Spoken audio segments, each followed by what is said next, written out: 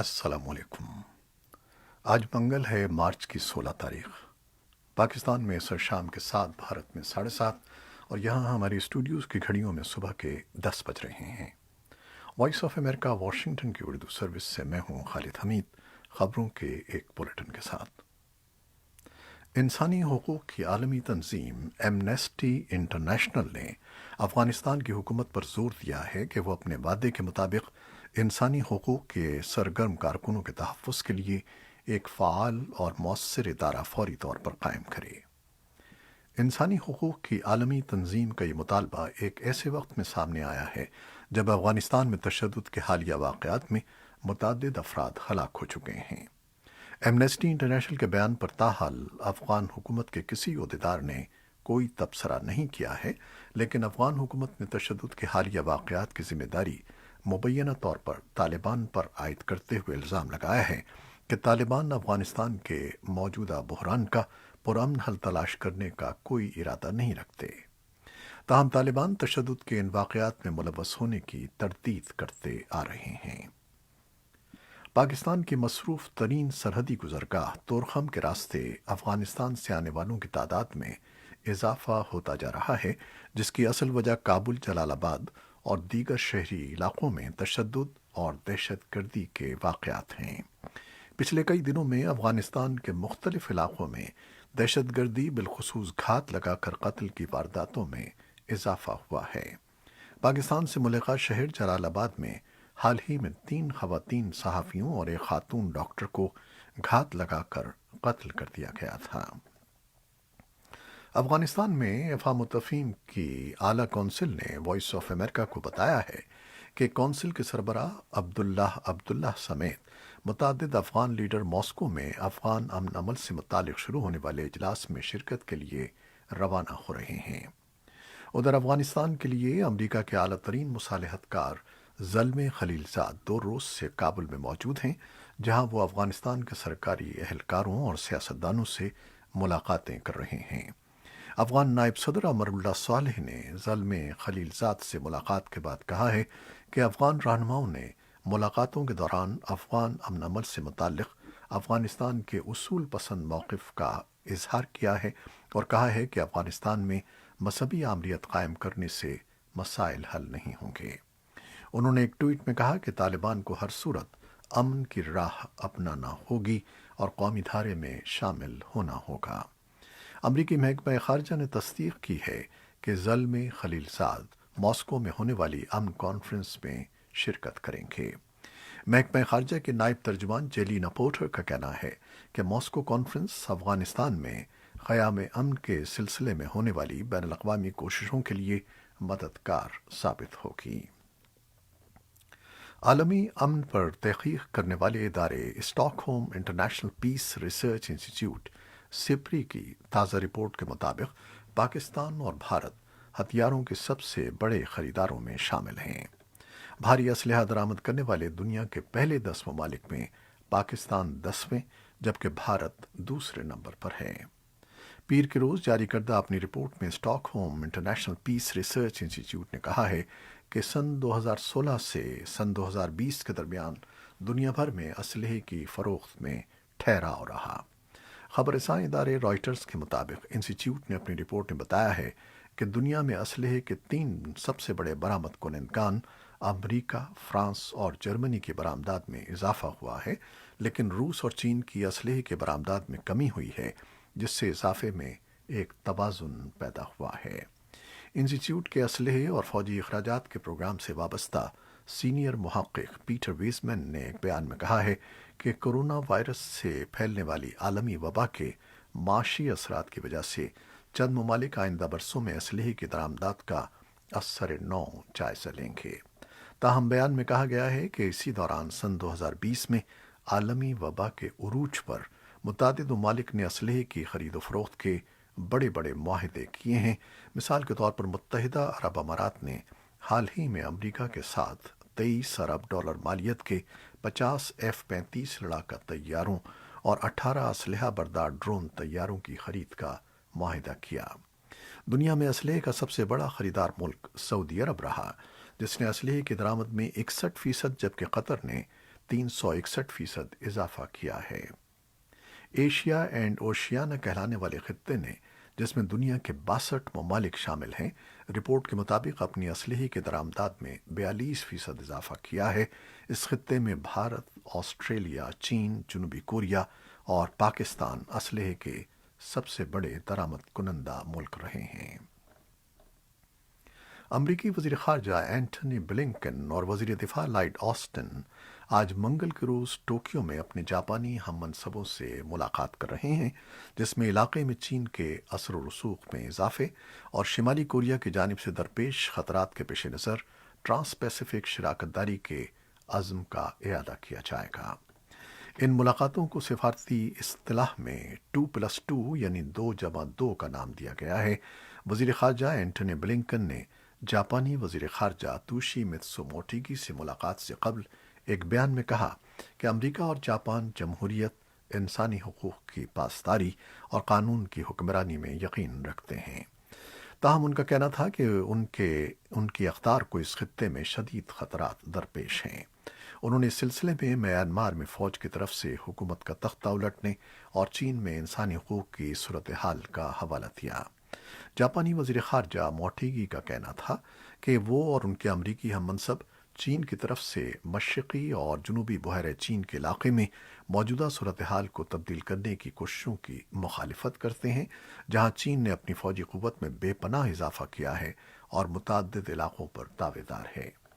अमरीका और जापान के चारों वज़रा मुलाकातों के बाद मुश्तरका न्यूज़ ब्रीफिंग में शिरकत करेंगे और फिर बुध के रोज़ सोल रवाना हो जाएंगे। अमरीका आइंदा 10 रोज़ में सदर जो बाइडन के 2 बड़े मकासद हासिल कर लेगा। एक तो 100 मिलियन लोगों को कोरोना वायरस वैक्सीन मिल जाएगी और दूसरे 100 मिलियन लोगों को इमदादी चेक मिल जाएंगे, जो उन अदायगियों का हिस्सा हैं जो 1.9 ट्रिलियन डॉलर्स के कोरोना रिलीफ पैकेज के जरिए की जा रही हैं। पीर के रोज़ व्हाइट हाउस के स्टेट डाइनिंग हॉल से बात करते हुए सदर बाइडन ने कहा कि अमरीकियों की मदद का ये प्रोग्राम पहले ही लोगों की जिंदगियां बेहतर बनाना शुरू कर चुका है।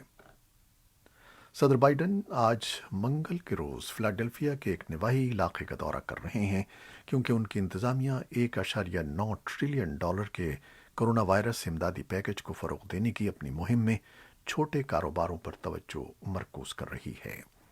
व्हाइट हाउस की प्रेस सेक्रेटरी जेन साकी ने पीर के रोज़ कहा कि सदर बाइडन वाज़ेह करेंगे कि इमदादी प्लान क्यों कर छोटे कारोबारों में सरमायाकारी करता है और उसका मकसद कारकुनों को तहफ़्फ़ुज़ फराहम करते हुए उनकी बहाली मुमकिन बनाना है। इस पैकेज का एक अहम हिस्सा अक़लियती मिल्कियत वाले कारोबार भी हैं। अमरीकी महकमा इंसाफ ने 2 मुल्ज़िमान पर 6 जनवरी को कांग्रेस की इमारत पर हमले के दौरान पुलिस अफसरान पर मिर्चों का स्प्रे करने का इल्ज़ाम आयद किया है। हमले के रोज़ 3 पुलिस अफसरान पर कीमियाई स्प्रे किया गया था, जिनमें से एक बादशा हलाक हो गया था। मार्च सन 2021 में शाम की जंग के 10 साल पूरे हो गए हैं। इदलिब में हर जुमे के रोज़ सैकड़ों मुजाहिरीन लेक्स 7 नामी मेन चौक में जमा होकर इनकलाब के नारे लगाते हैं। मार्च सन 2011 में भी ऐसे ही मुजाहरे शुरू हुए थे, जिनमें शाम की हुकूमत को बदउनवान और आमिराना कहते हुए इन लोगों ने उसकी बरतरफी का मुतालबा किया था। हुकूमत ने इसे सख्ती से कुचलने की कोशिश की और यूं ये तहरीक जमहूरियत के लिए एक खूनी इनकलाब की शक्ल इख्तियार कर गई। खाना जंगी के 10 साल बाद शाम में बशार अल असद हुकूमत बरकरार है, मगर लाखों लोग मौत का शिकार और बेघर हो गए हैं। बेशुमार लोग लापता हैं, जख्मी हैं, सरासीमा हैं या जेलों में बंद हैं। शामी करेंसी बैठ चुकी है और पूरा मुल्क बदहाली का शिकार है। ईरान के सरकारी टेलीविज़न के मुताबिक पासदारानी इनकलाब ने मीज़ाइल ज़ख़ीरा करने के लिए मुख्तस एक नई ज़ेर ज़मीन तनसीब का इफ्तिताह पीर के रोज़ किया है।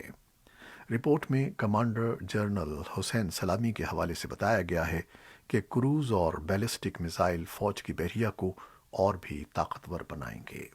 रिपोर्ट में यह नहीं बताया गया कि यह तनसीब कहाँ वाक़ है और वहाँ महफूज मिसाइलों की तादाद कितनी है। ईरान का दावा है कि उसके पास ऐसे मिसाइल हैं جو 2000 کلومیٹر یعنی 1200 میل کا فاصلہ طے کر سکتے ہیں اور اسرائیل سمیت مشرق وسطی کا بیشتر حصے تک ان کی رسائی ہے۔ امریکہ اور اس کے مغربی اتحادی ایران کے جوہری پروگرام کے ساتھ میزائل پروگرام کو بھی ایک خطرے کے طور پر دیکھتے ہیں۔ اقوام متحدہ کے سیکرٹری جنرل اینٹونیو گوٹریس نے خواتین کے حقوق سے متعلق سالانہ کمیشن کے آغاز میں خواتین کے خلاف تشدد سے نمٹنے کا مطالبہ کیا اور کہا کہ جنسی طور پر ہراساں کیے جانے کے خلاف زیادہ سے زیادہ کارروائی کی جائے۔ گوٹریس نے کہا کہ وبا کے دوران خواتین نے مردوں کی نسبت نوکریاں ختم ہونے، کم عمری کی شادیوں اور جسمانی طور پر ہراساں کیے جانے کے واقعات کا زیادہ سامنا کیا ہے۔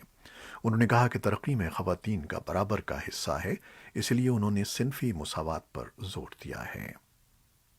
امریکہ میں امراض کے کنٹرول اور روک تھام کے مرکز CDC کی سربراہ نے حالیہ دنوں میں امریکہ میں سفر کرنے والے لوگوں کی تعداد کے بارے میں تشویش کا اظہار کرتے ہوئے کہا ہے کہ کورونا کی وبا کا خاتمہ ابھی بہت دور ہے اور لوگوں کے لیے محتاط رہنا ضروری ہے۔ White house COVID-19 response team کے ایک حصے کے طور پر ورچوئل بریفنگ کے دوران CDC کی ڈائریکٹر روشیل والنسکی نے کہا کہ گزشتہ جمعے کے روز 13 لاکھ سے زائد افراد نے ہوائی جہازوں پر سفر کیا، جو ایک سال سے قبل وبا کا آغاز ہونے کے بعد سے ایک دن میں سفر کرنے والوں کی سب سے زیادہ تعداد ہے۔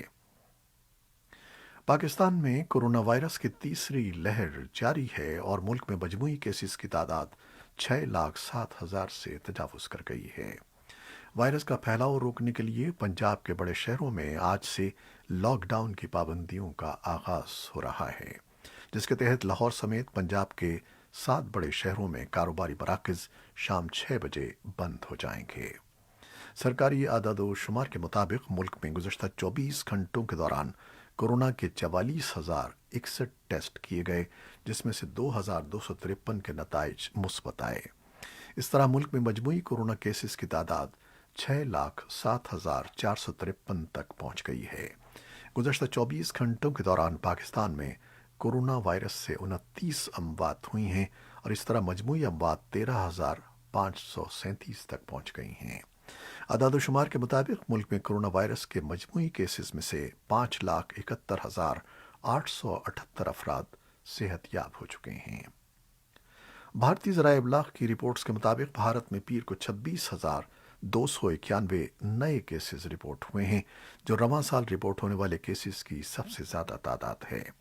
بھارت کی وزارت صحت کے مطابق 5 ریاستوں مہاراشٹر، پنجاب، کرناٹک، گجرات اور تامل ناڈو میں کورونا کے یومیہ کیسز میں اضافہ دیکھا گیا ہے۔ گزشتہ 24 گھنٹوں کے دوران ریکارڈ ہونے والے 26,291 کیسز میں سے 16,620 کیسز ریاست مہاراشٹر میں رپورٹ ہوئے ہیں۔ یورپ کے کئی ملکوں نے حفاظتی خدشات کے باعث برطانوی دواساز کمپنی ایسٹرازینیکا اور آکسفورڈ یونیورسٹی کے مشترکہ طور پر تیار کردہ ویکسین کا استعمال روک دیا ہے۔ ادھر ہانگ کانگ میں والدین پریشان ہیں کہ کورونا سے متعلق سخت ضوابط کے بعد نومولود بچوں کو بھی قرنطینہ بھجوایا جا رہا ہے۔ یورپ کے کئی ملکوں نے حفاظتی خدشات کے باعث برطانوی دواساز کمپنی ایسٹرازینیکا اور آکسفورڈ یونیورسٹی کی مشترکہ طور پر تیار کردہ ویکسین کا استعمال روک دیا ہے اور پیر کو جرمنی، فرانس، اٹلی اور اسپین نے بعض افراد کو ویکسین دیے جانے کے بعد ان کے خون جمنے اور خون کے نمونے متاثر ہونے کی شکایات آنے پر ایسٹرازینیکا کی ویکسین کا استعمال روکنے کا اعلان کیا۔ بعض ملکوں نے شکایت کی تھی کہ ویکسین لگانے کے بعد مریضوں کے خون کے سفید خلیوں کی تعداد میں تشویشناک حد تک کمی واقع ہو رہی ہے۔ تاہم دواساز کمپنی اور عالمی ریگولیٹرز کا کہنا ہے کہ ایسے کوئی شواہد نہیں ملے ہیں جس کی بنا پر یہ کہا جا سکے کہ ویکسین سے لوگ متاثر ہو رہے ہیں۔ ایسٹرازینیکا کا کہنا ہے کہ اسے ویکسین پر کوئی تحفظات نہیں ہیں اور لوگوں کی حفاظت سے متعلق ڈیٹا پر نظر ثانی کے باوجود مریضوں کے خون کے نمونے متاثر ہونے کے کوئی شواہد نہیں ملے ہیں۔ عالمی ادارے صحت نے اقوام سے اپیل کی ہے کہ وہ ویکسینیشن مہم کو نہ روکیں، جبکہ ادارے نے اپنے مشاورتی پینل سے کہا ہے کہ وہ فوری طور پر ویکسین کے نقصان دہ ہونے کی شکایات کا جائزہ لے اور اپنی تجاویز پیش کریں۔ عالمی ادارے صحت کی مشاورتی کمیٹی کا اجلاس منگل کو متوقع ہے، جس میں ویکسین کی افادیت پر بات چیت کی جائے گی۔